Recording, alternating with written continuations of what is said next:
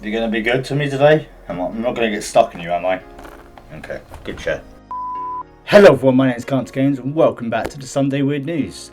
Today it's a bit of a special Halloween type one, so for like Spooktober and all that stuff, or as we normally call it, October.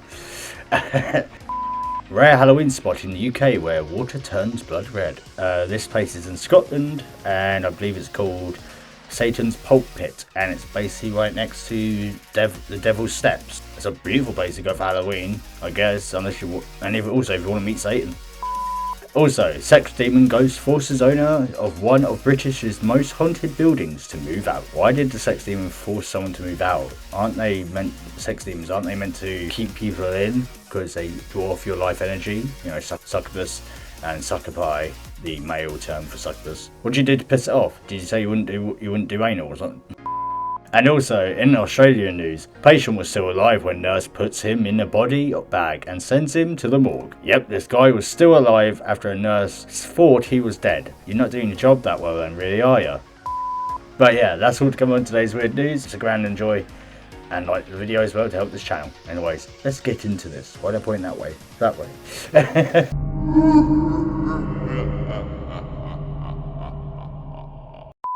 Rare Halloween spot in the UK where water turns blood red. Even though it looks like a layer of, like, you know how custard is, so you get the skin on the top layer of custard. Looks like that a little bit.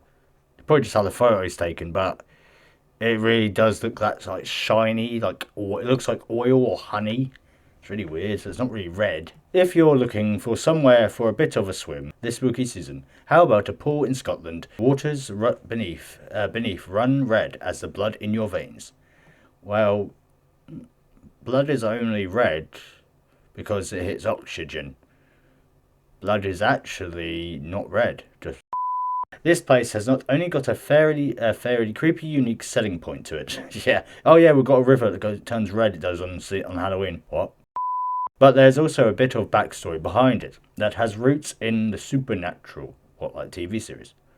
Did the Winchesters go there? Of course, Scotland is littered with tales and old mythological beasts and cryptic tales. That's why the Da Vinci Code ended up in Roswell Chapel after all. How is that related? How is that movie related to this at all? Also, this reminds me of, it looks like, I swear I've seen this in that Detective Pikachu movie, I swear. The part of styling shine is no different, except that you can have a freezing cold swim in this part of the world as well. Makes you laugh, it makes you think this isn't Scotland, but when you first look at the image and you didn't know where it's from, you would think like that's like America or somewhere in Europe, not Britain. It's called the Devil's Pulpit, or I bet pulp, as in thickness, which is reason enough to spend a Halloween there, is it? And it's a river that flows through a deep gorge. So you could lose a body. Obviously, this being a Scotland countryside, it is also stunningly beautiful. That's very true. But the terrifying reason it gained the name is what draws in many tourists looking for a glimpse of something otherworldly. I don't know why I was talking like that.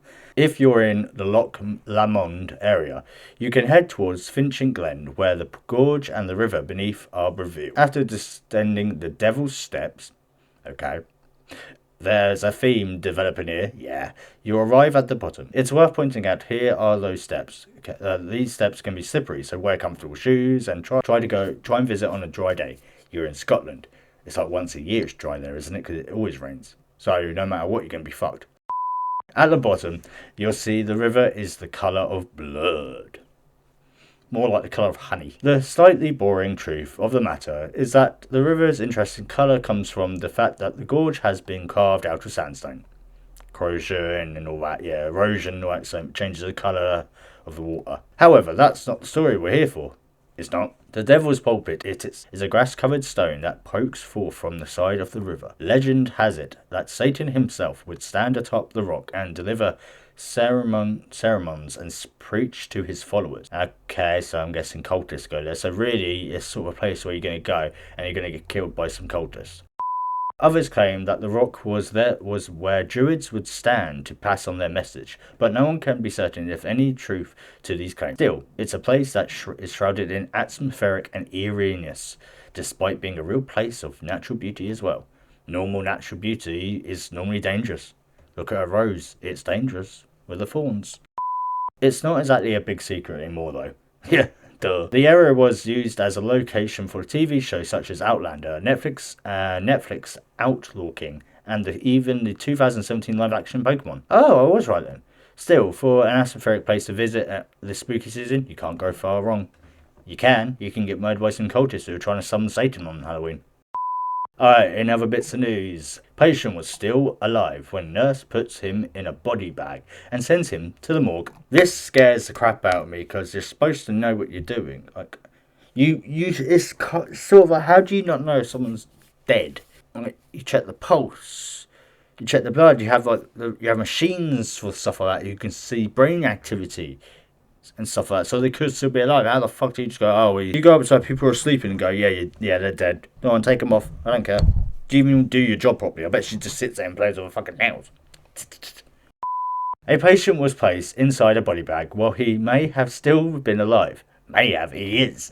According to a doctor's report sent to the coroner, a 55-year-old man was in palliative care at Rockingham General Hospital near Perth, Western Australia, where he was declared dead on 5th of September and subsequently placed in a body bag by staff. According to Australian outlet Business News, which first broke the story after obtaining a copy of the doctor's report to the coroner. After families were informed of the death, the man was transferred to the morgue. The next day, after a organ donator organisation contacted the hospital to ask for permission to take the deceased organs, they always just come out of nowhere. Like, when they die, they just out of nowhere. Hello, can we are you willing to donate any of his organs? He's just died a second ago.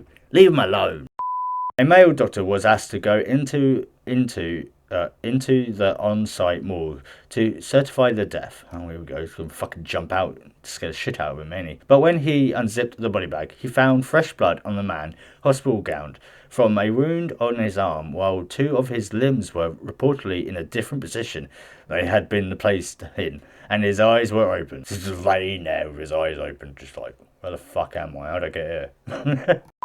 The doctor has noted that he observed what they call frank blood, which is a very percented fresh blood from a skin tear that was on the arm of the patient. The arm positions were not correct either, compared to the way they had been placed after they were supposedly passed, and the eyes were. The doctor knew full well that last rites had been performed and the eyes had been shut.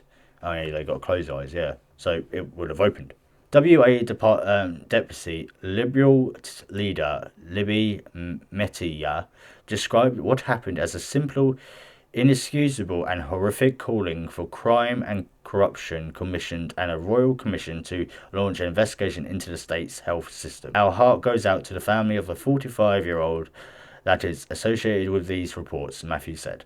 So this lady, because she thought he was dead, basically zipped him up and he suffocated. In the morgue. Fuck. My love goes out to the family and all that, and that nurse needs to get fired, and yeah, you need to check out your staffs, because that is a really simple thing you should really look over if they're alive still. Fucking hell. Last bit of news. Sex demon ghost forces owner of one of Britain's most haunted buildings to move out. Basically, this person pissed off the succubus, and the succubus has had enough. Weird thing is, in a demonology book, look at demonology, succubus or succubi for male, they actually don't want to scare you out of the house. They want to keep you in the house because they want to drain your life energy. That's what it is. So whatever fuck you did, mate, how'd you do it? Because that'd be great for exorcisms. Okay. Living in one of Britain's most haunted buildings is going to bring some challenges, but this owner has been forced out as a result of it. Caroline, oh, I know this guy. He was on Ghost Adventures. Yeah, with Zach and all that when they came to Britain. Yeah, I remember this. Yeah, I remember this guy. Caroline Humphreys is the owner of the Ancient Ram Inn in Gloucestershire, but is selling shop due to the suspected sex demon. He knew about the fucker. The owner says that the multiple guests have claimed that they were assaulted by the demon while in the building. She even recalls a moment with her late father, John, who had eventually encountered with ghosts. This has been a major success in the recent years after the former pub appeared on Britain's Most Haunted 2005, but she has now decided enough is enough. Basically, when you find out someone's haunted, just get the fuck out. And if you've tried everything, time to run. Even though it could follow you, but it might just be bound to the house, I think. She said, the sex demon has driven me out of my house. There's nothing will get me back there now. My dad constantly complained about the sex demon that touched his legs and pressed upon his body when he didn't want it to happen. It always happened when he was lying down trying to get some rest. Once the bed started to vibrate, oh god, he passed out, and when he came to, his arms were above his head. So, vibrating bed. Oh, fucking hell. There was a pressure all over his body, and something was feeling his groin. Oh, okay. He could not move or speak, and when it released him, he couldn't stop shaking. He left the room and went downstairs, utterly exhausted and unable to sleep for many nights. That's because it drains your energy. It drains your life force. For a while, her father seemed to only be one to have had these experiences, but soon customers started to complain as well. He continued, now we've started to have other guests tell me they've had the same things happen to them. I have not experienced it myself, but I don't want to be the next. Yeah, get the fuck out. Since living in a haunted establishment since 2001, Humphreys has seen a lot of paranormal events. She has witnessed her cabinets tumbling down the stairs without anyone pushing it, and pictures falling off the walls with no one near them. She concluded, I have no doubt that the ancient Ram Inn is haunted, and I don't feel guilty about saying it is, or for selling tickets for a paranormal event. I have seen it, I have felt it, and I know it exists. Not just Most Haunted, but the ancient Ram Inn also featured in other TV shows such as The Ghost Adventures and Great British Ghosts. However, the Ghost Club investigated the inn in 2003 and didn't register anything paranormal. Probably the sex demon didn't like any of you. Alright, well that was today's weird news, everyone. I really hope you all enjoyed. Let me know what you think in the comments below. And I will see you in the next one. Ciao.